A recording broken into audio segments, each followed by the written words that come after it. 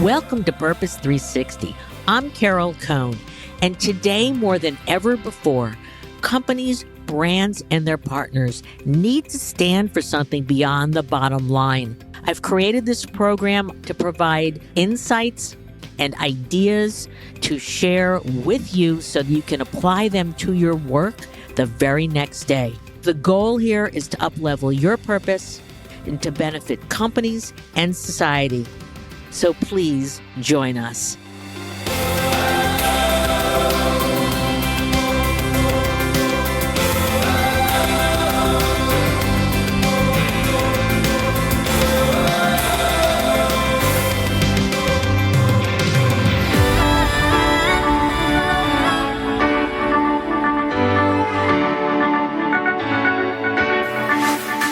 What happens if you're the leader of a not-for-profit for a cause that's really hard?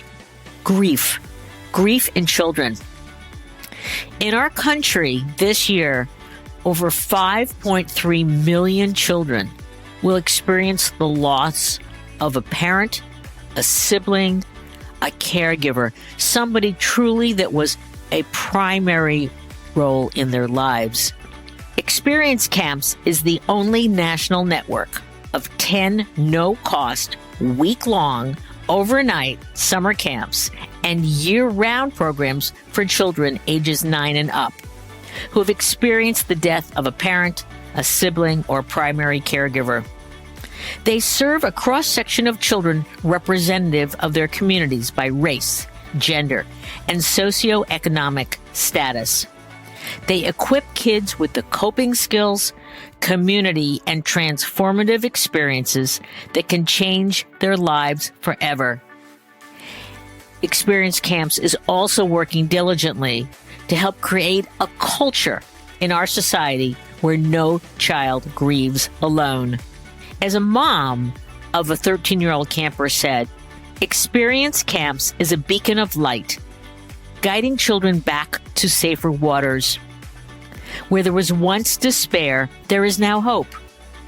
Yet they've lost their loved one, but they have gained a family, a new band of brothers and sisters.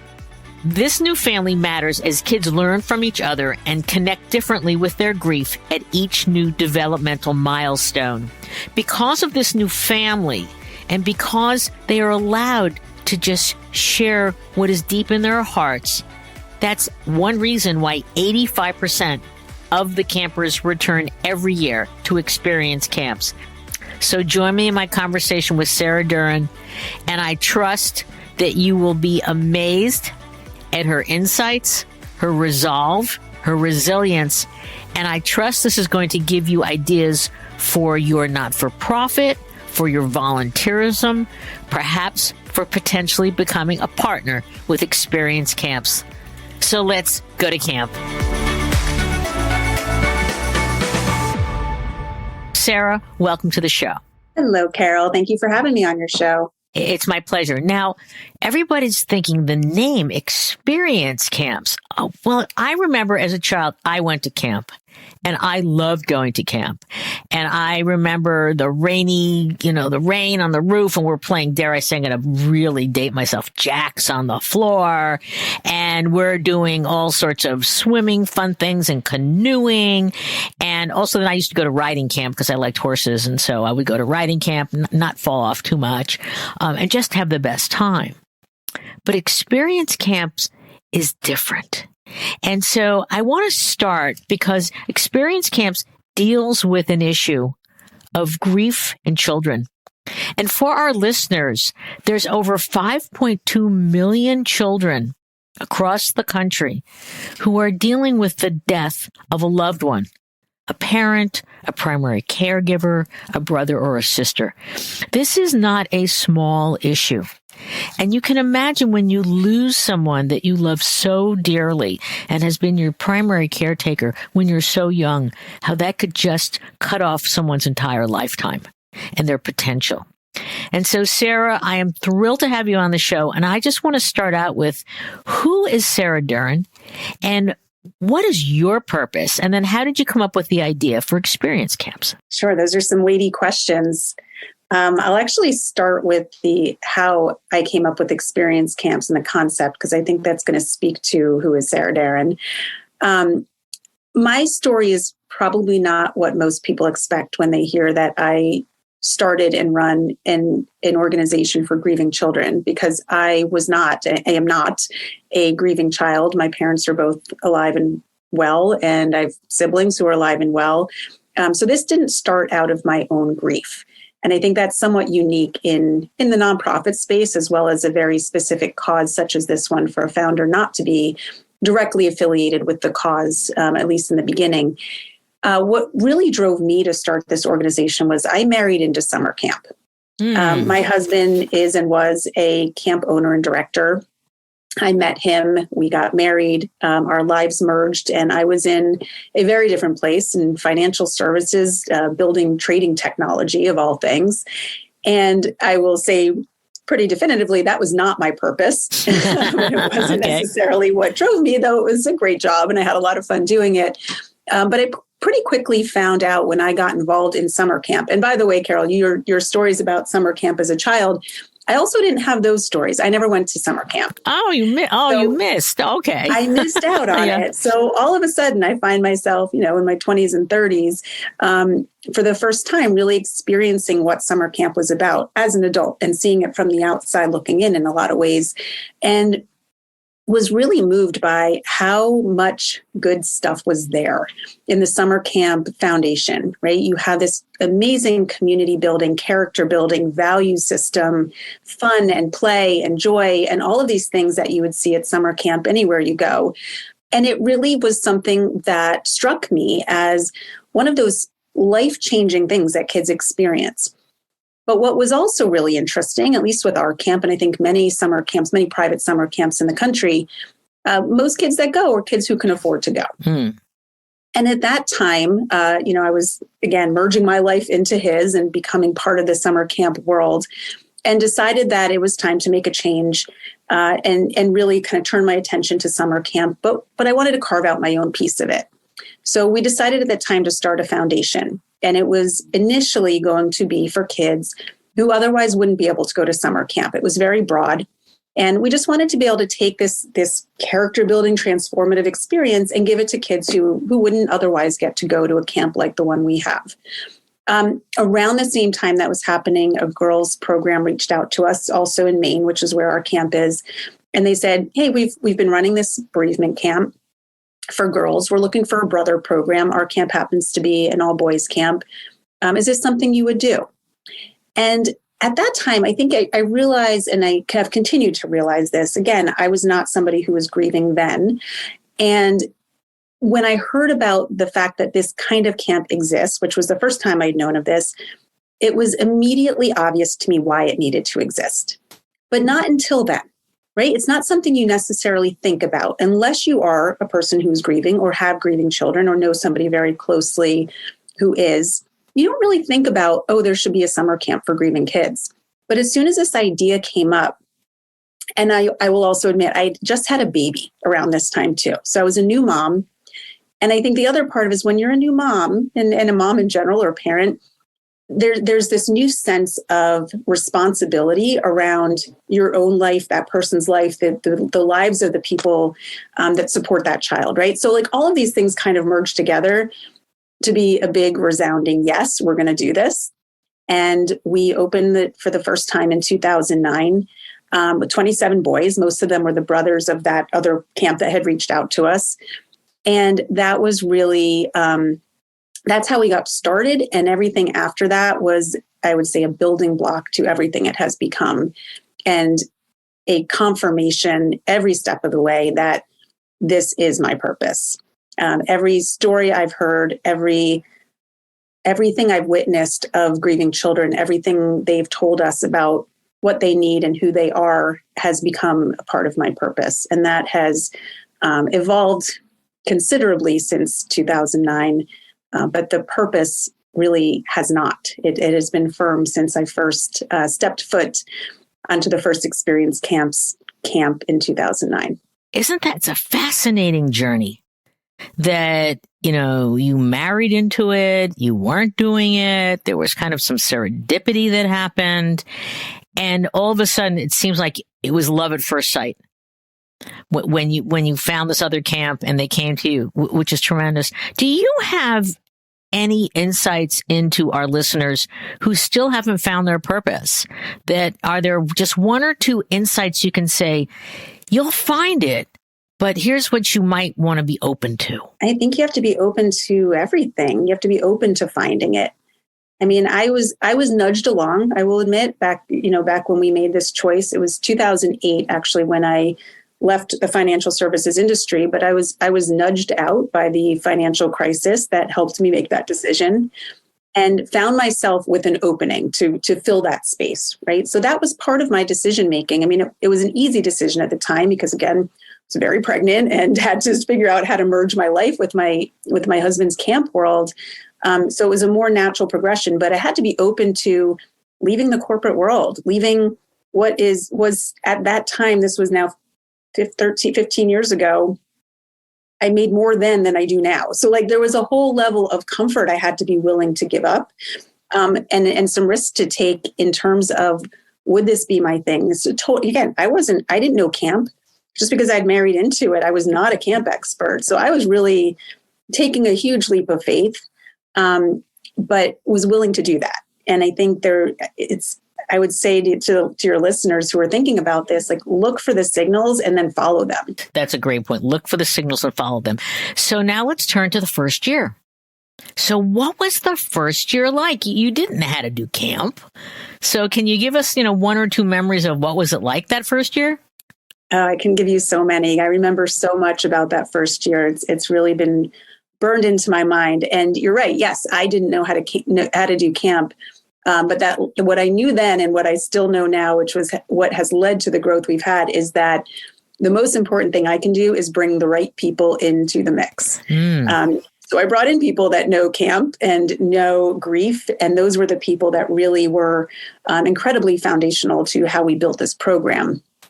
But those were the people that were around me that really allowed us to develop this as something that looks very similar now as it did then in terms of the model that we've developed. It was very similar back in 2009. But so that first year, again, 27 boys. At that time, the first year, all of those boys had a parent that died. We've since expanded to parent, sibling, primary caregiver, anybody's parent or sibling like. But the first year, it was all parents. I can remember the first two kids that arrived at camp. Now we have these charter buses that go and get the kids from all over the country, and we're much bigger. At that time, we had a van. Remember, it was a white van that drove down to New Hampshire and picked up the first two kids and brought them back, and they hopped out and they're playing Frisbee. And I remember that as the starting point of everything. Keith and Logan, they're actually still counselors now with us. Logan has aged out of counseling, but Keith still comes back every single year. And there were so many moments throughout that week, everything from the first sharing circle that we did. So the sharing circle is our first kind of clinical moment at camp where the kids are brought into a bunk with a licensed clinician who's there to facilitate the conversation. And they just have the opportunity to tell their story. We invite them to bring a picture of their person who died. They can pass that around. They can say nothing if they want to. And the mix is that kids are able to say their stories, say their person's name, express themselves, talk about their feelings, or the other side of it, or I should say, and the other side of it is they're hearing other kids do the same. And a big part of what we do is just bring people together who get it, where they can just be with each other in a way that requires, in some cases, no words, right? They just know that they're surrounded by other people who've been through something similar. And that's incredibly powerful for the overall experience. But then we obviously layer in a lot of other things. But I remember that first sharing circle. And I remember something that I think was really important to how we developed the program since then, which was towards the end of the week, the kids came back to us and said, you know how we did that sharing circle in the beginning of the week? Well, we didn't really know each other that well then. We want to do it again. Oh. We want an opportunity to tell our stories again, because now we're brothers. Now we are best friends because we've known each other for a whole 4 days. So there was something really, it had transpired in that way. But I bring that up because we made a decision in that moment to have 2 sharing circles. And ever since then, we've had 2 sharing circles every single week. So the kids have really, every step of the way, informed us about what they need and how we should shape this program. And we've listened and we've modified and we've made those changes to make sure we're serving them or providing them the opportunities that they want and need. The other thing that stands out to me from that first year was at the end of the week, and again, ever since then, every single week, every single year we do this, the final night we do a final campfire. It is a very important moment in the week. It's one that's quieter after a very loud, rambunctious, playful, exciting, and awesome week. It's the time that we slow down, we get quiet, we light candles, we go into sort of this dark sort of amphitheater out in the woods. And every kid had an opportunity to stand up, share their story, light a candle for their person. And there was a volunteer that year who still also with us, who got up and read a letter that he had written to his mom who had died. And it was another one of those moments that it stands out to me for a few reasons. One is that it was incredibly emotional. I literally can't talk about that letter without getting a little teared up. But what happened after he read the letter was that the entire camp, every kid, every volunteer swarmed this person in this giant, group hug embrace. There was all of this support and emotion and rawness and it was boys, right? So it's something you don't expect to see every day from a group of boys. And it was beautiful. It was beautiful and it was emotional. The next thing that happened after that was I turned to Jenny, who is my clinical director sitting next to me. And I was like, oh my God, what have we done? We broke them. Everybody's sobbing. It's the last night at camp. What are we going to do? We ruined this whole thing by creating this moment of such emotional depth and rawness. Everybody going to get back to the bunk. We're going to process with the kids. We're going to turn this all around. We're in a panic about it. So we send everybody back at the end of the night, back to their bunks. We go back in to make sure, to kind of get everybody settled and back in their right minds and their ways. And these kids are laughing, they're whipping towels around, it was like nothing had ever happened. And it was such an important moment for me and all of us to realize these kids need that. They need that release. They need permission to be every ounce of their emotions, whether the emotion is joy and laughter or sadness and sobbing, that we're making space for all of it. And from that point forward, that's what we've continued to do is we make space for all of it. We meet them where they are and we give them permission to be whatever they need to be in that moment. That's an incredible story. And it's just so wise of you to listen to your constituent, the children, and to learn from that. So let's take a step back because our listeners are going to say, wow, that's amazing. It's profound. It's so emotional. But how big of an issue is childhood grief and loss? So can you just educate us a bit about what it is, how large it is, and even some of the surprises that you learned about when you really started diving deeply into this? Well, you had mentioned the number of 5.2 million at the beginning of this. It is actually now closer to 5.3 million, thanks to COVID and a number of other things. So that's 5.3 million grieving children in the United States, somebody grieving the death of a close family member, parent, sibling, caregiver. What is interesting about that number is that it's huge. I think it's bigger than most people think about or realize. But what's also interesting is that most grieving children will tell you that they feel alone. So how can you have that many people and yet so many people that feel alone in their grief? And what's happening is that, and what has always happened in our society is that people aren't great about talking about grief. It makes them uncomfortable. They lean away from it. And for kids, when you put them in a situation where you can't talk to them and they can't talk about the thing that is going on in their life and has changed their life, changed the trajectory of their life, and they feel isolated, bad things can happen. From isolation comes bad decisions, it comes poor academics, it comes higher rates of suicide and drug use, and all of the things that come along with, these conditions, these experiences that kids have when they are not supported in their grief or in any life experience that they're having, which can be detrimental, but particularly for grief, because it's one of those things that it comes with a bit of a stigma or a discomfort in the ways that adults talk to them, and certainly the way kids talk to each other. Because they don't, people just basically misunderstand what grieving people need. They think maybe if I don't say anything, then they won't feel sad about it. Mm-hmm. I don't want to bring up the person's name because I don't want to remind them that they died. Well, every grieving person will tell you, we're already thinking about them. It's okay to say their name. So there's a lot that is misunderstood about grief. And because of that misunderstanding, it creates that sense of isolation, which leads to all these negative consequences. Of the consequences, a week at camp is going to just address these. I know that you've got campers that come back again and again, and you've got counselors and such. But so talk about the trajectory of what's happening at camp. And you also have a lot of therapists, and you also have amazing volunteers. And so just, give our listeners a sense of, I know you talked about the boys the first year, but you've matured a lot now. I mean, it's been 12 or 13 years. And you've got, 10 camps across the country. So just talk a little bit about the experience, then we're going to talk about your growth. So, and we say it's the week that lasts all year, right? So kids come to camp for one very intensive week, where, as I mentioned before, they leave that week saying, that is my brother, that is my sister. They are connected in these bonds that are unique and unlike any other bonds that they have typically in their lives. What it does is it gives them a sense of connection and an understanding that even after they leave camp, there is this whole community of people out there connected to them. Even if they don't see them every day, even if they don't talk to them every day. And a lot of them do stay in touch. They'll stay in touch with their bunkmates, and, thankful for social media for those reasons, right? It keeps people connected.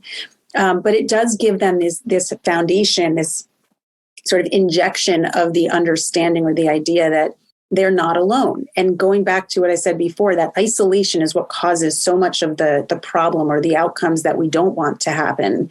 That connection gives us the outcomes that we do want to happen. Because when grieving children are supported, when they do feel connected to other people, when they know other people who get it, there can be this amazing sense of resilience. They can have incredibly positive outcomes in their lives. When you look at, some of the data on CEOs who have lost parents, the number of people who have gone on to be very successful in their lives, who have lost people incredibly meaningful to them early on, but it's because they had the right level of support or the right factors that came in at the right times. We have to ensure that we can give kids that support so that they can choose the positive path. And so to talk a little bit about your growth, because first it was one camp and it was same sex. Mm-hmm. And, now you've got, I hear you have a huge waiting list. We do. Yeah. So talk about your growth. That is the worst part, I will say. You never want to tell a kid they can't come to camp when they want to come to camp. So we, as I mentioned, we started in 2009. We continued to increase our numbers at that camp, eventually expanding to another and then another. And we've really been following the demand. As more kids have come in, and as you mentioned, a lot of kids do come back every year. Our program is based on the continuation of support. So about 85 to 90% of our kids every single year return. So in order for us to grow and to add more kids, we have to keep adding more beds. We have to keep adding more camps to ensure that we can have more kids come. So over time, we've added, as you mentioned, now we're at 10 programs. Each location we're in has a boys' side and a boys' program and a girls' program. We will serve about 1,000 kids next summer in 2022. And we're in 5 different states. So we're in Maine, Michigan, California, Pennsylvania, and Georgia currently, serving kids from 35 different states and actually 4 different countries, with our furthest camper coming from Japan, which tickles me every time that he comes all the way just to come to camp. So yes, we've grown considerably. You also mentioned the volunteer base, which has been, probably the most important part of our growth next to the kids, is ensuring that we have the most amazing humans to support these kids and to create the experience of camp for them. And we do. We have, the most amazing humans in the entire world come into this organization and stay and keep coming back. And a big part of the experience for the kids is really the experience that the volunteers are having as well, because it's as meaningful to them. Many of them, about 70% of our volunteers, have also experienced a death loss. So they get it. And then there's the 30% who haven't, and they're showing up in a way that we want the whole world to show up for grieving kids. They're modeling for the kids that I don't need to be part of this club to be here for you. So there's benefit to both experiences being present for the kids at camp. For the ones that haven't lost someone close to them, the 30%, how do they get to you? Is it word of mouth? Is it a friend? And then they must get instantly hooked. I think it's mostly, it is mostly word of mouth. And we actually now are seeing a big uptick in the applications we're getting from, social media, people that are just seeing it either in an article or online or Googling, volunteer opportunities. And when you see this, I think it's very clear to see how you can make a really direct impact on a child's life in a really deep and meaningful way. And the volunteers that come to us are not the ones who necessarily just want to log their volunteer hours, right? By doing, which, nothing wrong with that. People are logging a lot of volunteer hours doing different community service types of projects. This is one, though, where you come in with your whole heart. You are committing to sleeping on a bunk bed for a week and eating camp food, which is actually pretty good, getting dirty and losing your voice because you're cheering so loud. These are people who come and just want to give it their all. I think a lot of the 30% and the 70%, honestly, they hear about it a lot of times from their friends that have done that. And to hear a volunteer describe their love of camp, it's hard not to volunteer for a week of camp because it sounds like, because it is, the most amazing experience. And I think anybody that hears their friend talking about this and being like, I just came from summer camp when they're, 25 and 30 years old and in the corporate world now doing things that are very not summer camp. It's enticing and it just, pulls you in. And there's this incredible amount of energy and enthusiasm coming from that group of people that I think, snowballs into more people. Let's take a break and talk about the numbers.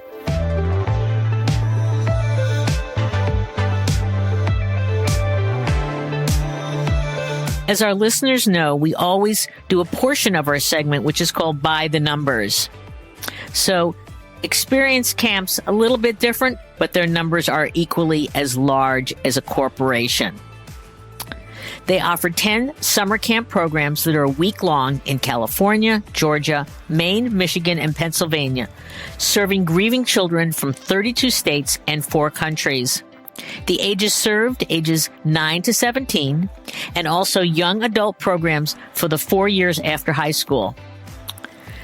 Their demographics, 36% of participating children are Black or brown. 65% of participating children come from families below the national median household income. Children who get to go to camp do it at no expense. To date, over the years, the program hours put in by counselors, volunteers, as well as their paid staff total over 500,000 total program hours 24/7 with grieving kids. They've had a 23% increase in applications in 2020, which rolled over for 2021 because of COVID, and a 500% increase in the waiting list over the past 5 years. A 500% increase in the waiting list.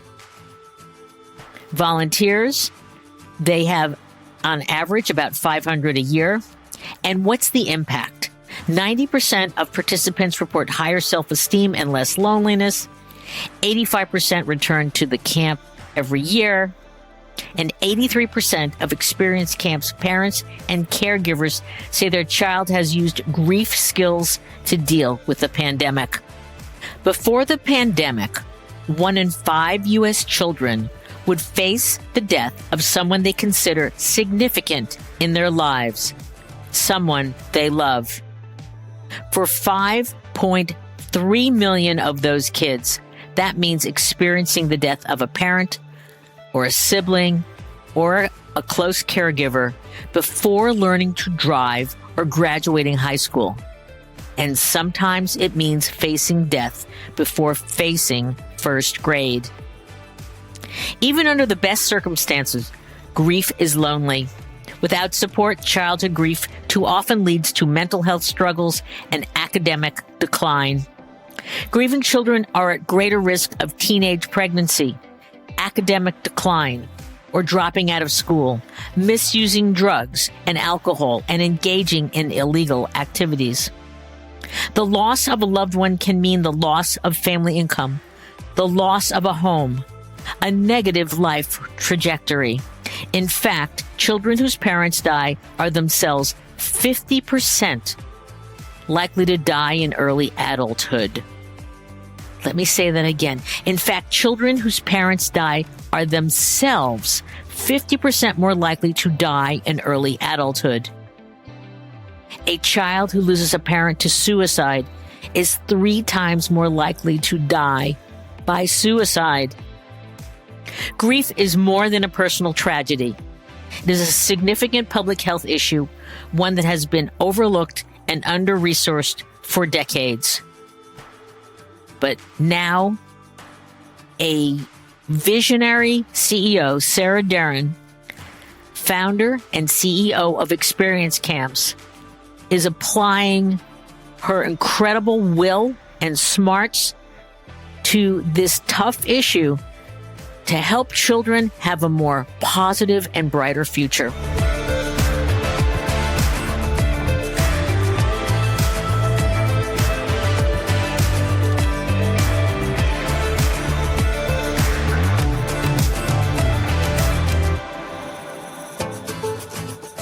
So let's talk a little bit about the subject matter outside of camp, outside of your core constituency.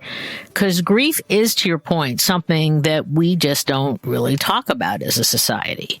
And so I know that you want to give this tremendous experience with the camp experience, but I also know that you are broadening the topic. And so one, for our listeners who are not-for-profits or people want to go to not-for-profits that have a hard subject, how do you deal with the hard subject? And then that's the first question. And the second question is, I want to know what you're doing to expand awareness and education about grief and embracing grief. So they're actually, in some ways, the same question, or maybe the same answer to those two questions. Getting comfortable with the hard subject of grief is what we want to do. Right? We're trying to break down those walls of isolation for grieving children and grieving people in general by talking about it, by getting more comfortable with the language of grief, by getting more comfortable with being uncomfortable in the subject of grief. So in terms of addressing the hard topics, we are really seeking to normalize the language, the feelings, what we call sitting in the muck, right? When you meet somebody who is grieving, the best thing you can do is just sit in the muck with them, allow them to feel the feelings, the hard feelings, and making space for all of the heaviness that goes with that. A lot of people lean away from that heaviness because it's uncomfortable, right? The best thing you can do in most cases is to lean towards that and just sit in it with them. So we're trying to teach people the language, the things to say, the things to not say in some cases, to get people more comfortable with sitting in the muck and to make space to do that. The broader concept of what we are trying to achieve is to create a world and a society where people can sit in the muck. We want to create an ecosystem of grief support around specifically children in our mission, but really for all grieving people, so that there's a world around them that looks a lot like camp, right? Like experience camps where people come there, people get it, people are making space and having the conversations, where you might be walking down the street and a child feels comfortable enough to say, hey, did you know my dad died? Did anyone die for you? You know, like just to be able to say those words and to feel comfortable. Do you think that kid would ever say that walking down the hallway at school? Probably not. And maybe that's a stretch for the broader world, but getting a little bit closer to a place where those conversations can happen. So we want to create that ecosystem by educating people about grief, about the experience of grieving people. We want to do some education so that people understand what a big issue this is, that there are 5.3 million grieving children, and that if we don't address that, if we don't support them, there's a lot of negative consequences to that, both on those individuals themselves, but also more broadly on financial, economic, and mental health systems in our country, because that's a huge number.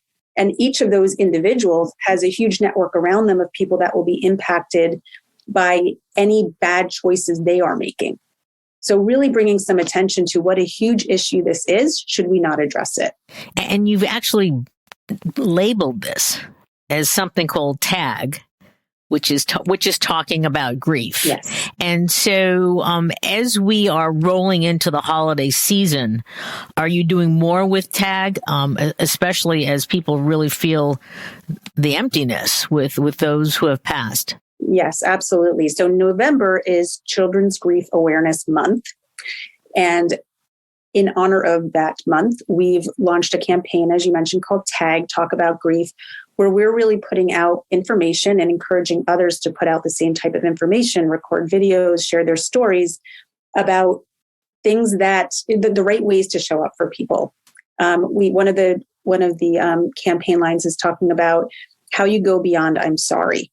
Right. So a lot of kids will say, "I don't like when people say I'm sorry for your loss. It feels empty. It doesn't mean anything. Why are you sorry? You didn't do anything."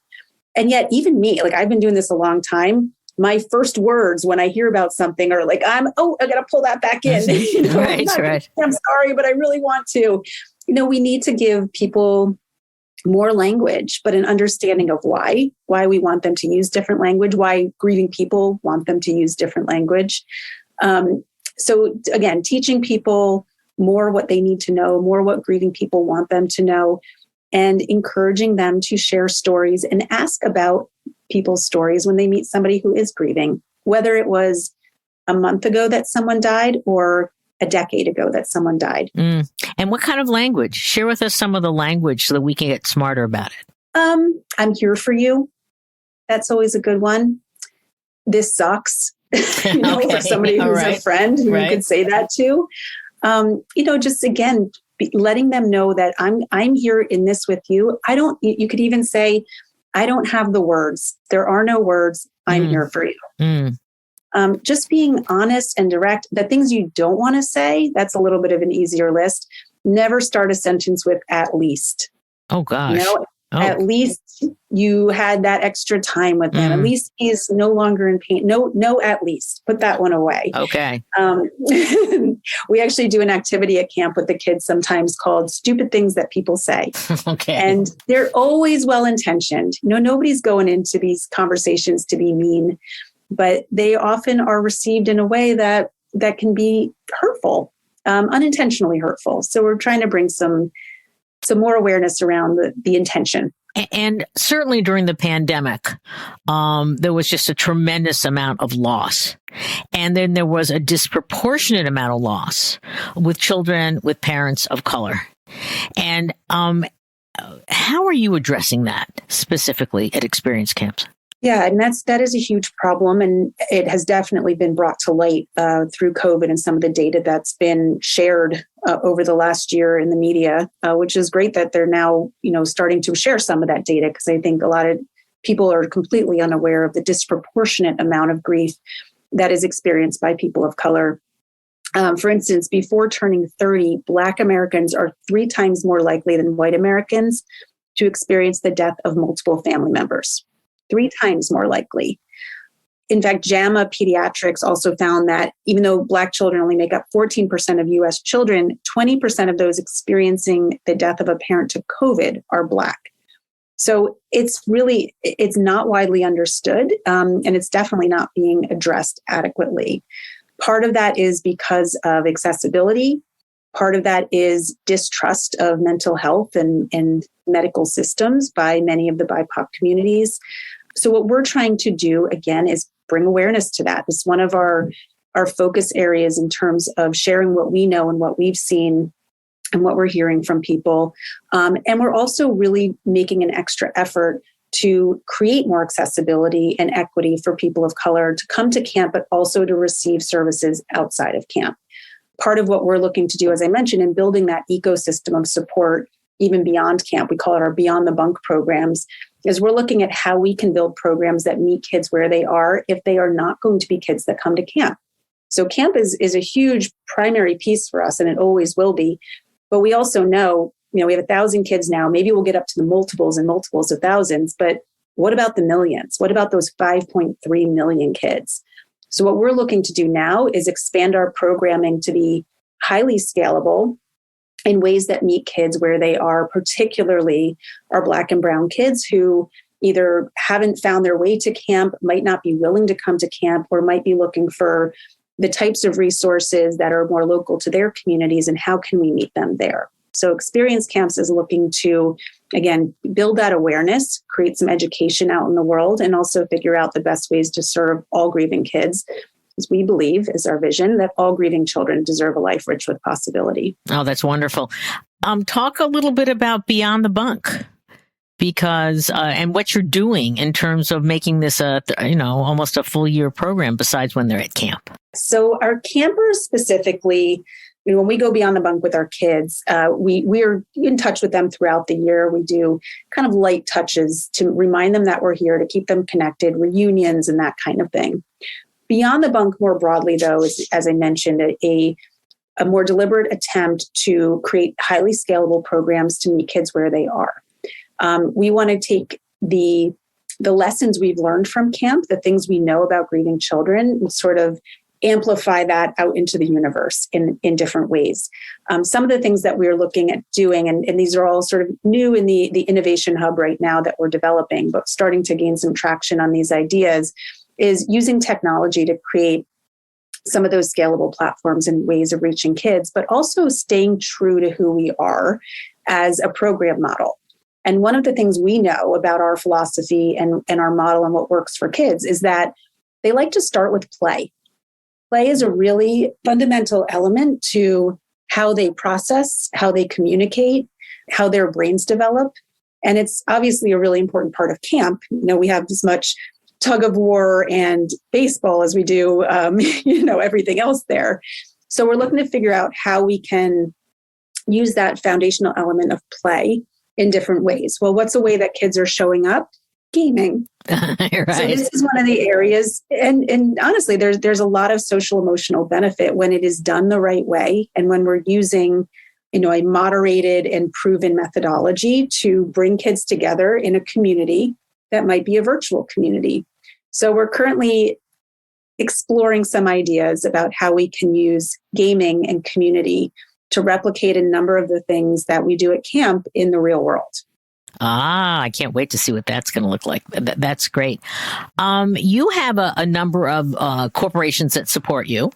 So if a corporation wants to get involved, what kind of guidance do you give to them so that it's going to be authentic? It's not just going to be, it was like a CEO lost maybe a brother or a sister, but it's something genuine to the corporation. I think I can say with assurance that any corporation that is out there has grieving people in it, or people with grieving children even potentially.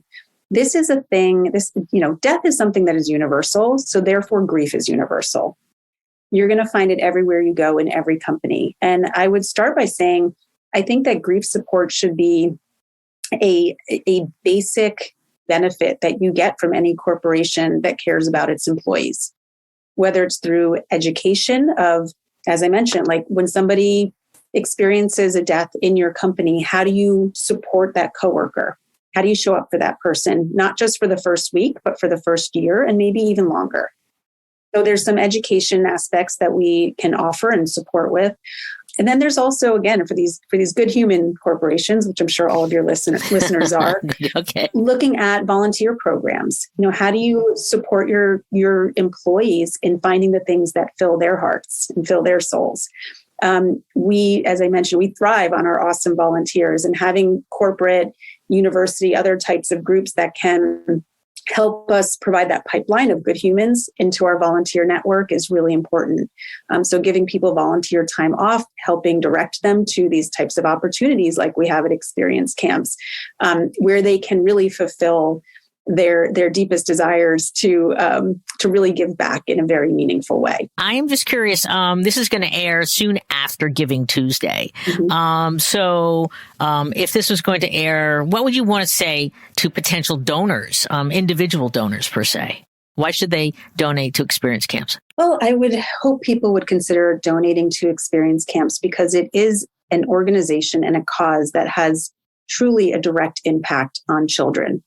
Not only on the grieving children that we serve at camp, but in the ways that we're building programs and building awareness to serve all grieving children in some way to create those ecosystems of support. I know everybody has a lot of choices when they go to choose their philanthropic focus each year as they do.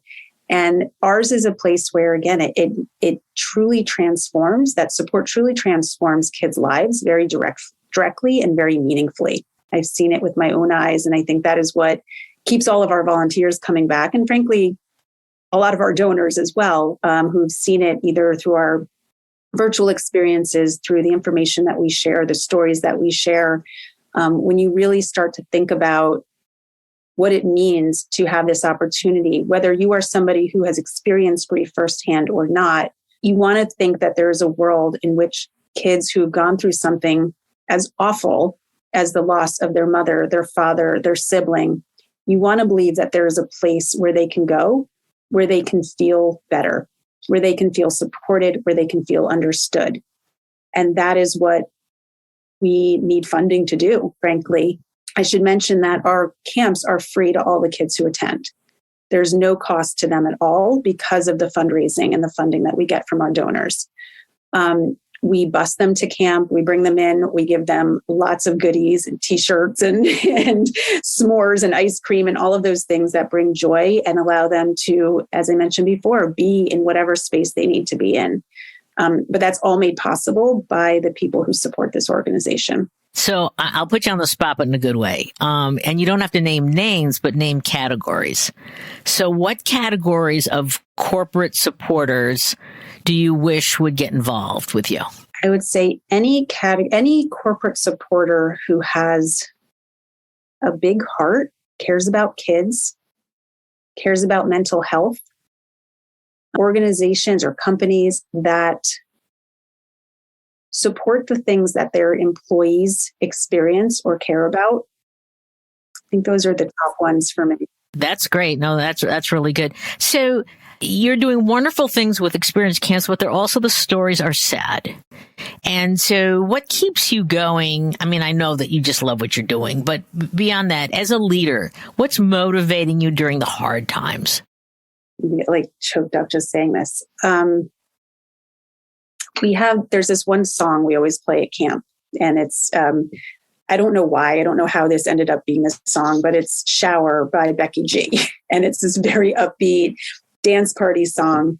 And it's the song that we play always the last day of camp when the kids are getting ready to depart camp. They just had this really meaningful, sometimes really sad and heavy, sometimes joyful and light week of camp. And everybody's in the dining hall and, the buses are pulling in, kids are getting ready to leave, and somebody turns on this song. And it's one of those where you get low and you get high. And at the end, everybody's jumping up and down. I'm saying this pre-COVID, like in a mosh pit, when we could all get that close together, waving their arms around, frantically joyful, loving, and like just in this big group hug and dance party. And every single time I see that, and I will like literally stand in the corner crying when I watch this, because it's a reminder to me that in spite of all of the heaviness and all of the hurt and the pain and the sadness that these kids have gone through, are going through, will go through, that there is this joy. There is this moment that they feel right there where they're wildly waving their arms in the air and feeling all of the happiness and the lightness and the joy of life. They're living hard in that moment in the best way. And that is possible. That's possible for every grieving child. It's possible for everybody that's been through something hard to find the other side of that pain in that joyful moment. That's what that moment and the ones like that are the thing that keep me going through all the hard parts, because I know that there's joy on the other side. I know there's joy woven throughout their journeys. And I want to make sure that they find it, that they can see it, and that they can create more of it. You have done amazing work and you've had incredible progress since 2009. Can you leave for our not-for-profit listeners 2 or 3 insights that when you're leading a not-for-profit, when you're starting it from scratch, it's a little bit of a challenge on the issue. What insights can you share with them so they don't give up, so they have the incredible resolve that you have? Surround yourself with the right people. I think, as I mentioned earlier, when we were talking about that first year, when, I didn't know anything about camp and I didn't know anything about grief, but I brought in the people that did. And every step of the way, I have recognized what I don't know and what I'm not good at. And I've made a path for the people who are good at those things, who can add that unique value to the organization at each stage that we've grown. And that's obviously changed from the time that, we were all volunteers back in 2009, including myself for many years. And from having 1 camp to now 10 camps, from having 27 kids to having 1,000 kids, it's changed a lot. The way that we've all operated has changed. But each step of the way, having the right people has been what has allowed us to move to the next phase. And I'd say the second part of that is not only finding and bringing in the right people, but then allowing them to do what they do best. So I'd say getting out of their way. Sounds like things that you learned from Wall Street. Probably. There's a lot of Wall Street lessons I took with me. If people are smart. And so, Sara, this has been an amazing conversation. And I just trust that and hope that any one of our listeners are going to say, oh my God, this is it. I didn't know about this. Yes, I know about grief, but now I'm going to know more about grief. There's this amazing organization. I want to get involved in some way. And so I hope that will happen to you. And I also love to give my guest the last word. So what haven't I asked, or what would you like to close with? Well, first, just wrapping up that last thought, I hope people will want to get involved. Going back to what I just said, it has been the people that have made this organization what it is, whether they were board members, staff members, volunteers, camp directors, donors, all the people that have come into the mix over the time become part of this community. And it's what makes us go around. It's what makes us be able to do what we do. So definitely encourage anybody who would like to get involved in any capacity to reach out. I don't know if you'll be sharing our website, but it's experiencecamps.org. You can find us there. Last word, I think, is just, going back to what I hope everybody will do with their new awareness of childhood grief or grief in general, is talk about grief. Find somebody and have a meaningful conversation. You will be amazed. I have the most amazing, cocktail party, dinner party conversations when people find out what I do for a living. But I think that can be true of anybody who opens themselves up to have the meaningful conversations about grief. And you will find that the connections come very easily and very authentically when you make space for those conversations, whether it's asking somebody to tell you a story about their person, whether it's saying that person's name, sharing your own story if you do have one about grief, but just being part of creating that world where we normalize conversations about grief and we create a place where nobody has to feel alone in what they're going through. Well, thank you, Sara. This has been an amazing conversation, quite illuminating. And you have so many lessons that you shared, like how you found your own personal purpose and how you stuck with it and how you brought in people that you truly, could do the job and knew things differently from you and you let them do it. And then the potential that you've unleashed in all the children over the years so that they can not forget the one that they loved, but they could learn to honor and to revere and hold deep into their hearts that person. And so we're going to put lots of information in our show notes because they have wonderful videos, great videos of the kids being really, really candid about their experience, and some great articles. And I'm just asking my listeners, hey guys, step up, help these guys in some way, volunteer, donate, get your company to take on this issue. It is huge. It's important. And it's just been a wonderful conversation. So thank you so much, Sara. Thank you. Really appreciate the opportunity. Oh, I loved having you on the show. And to our listeners, please, please, please go to wherever you listen to your podcast and give us a review. We love getting those 4 and 5 stars, ideally 5, and so that we can get to the top of the list of great business conversations, because I always like to end with this question, because for any individual or for any organization, I will ask this: what is the power of your purpose?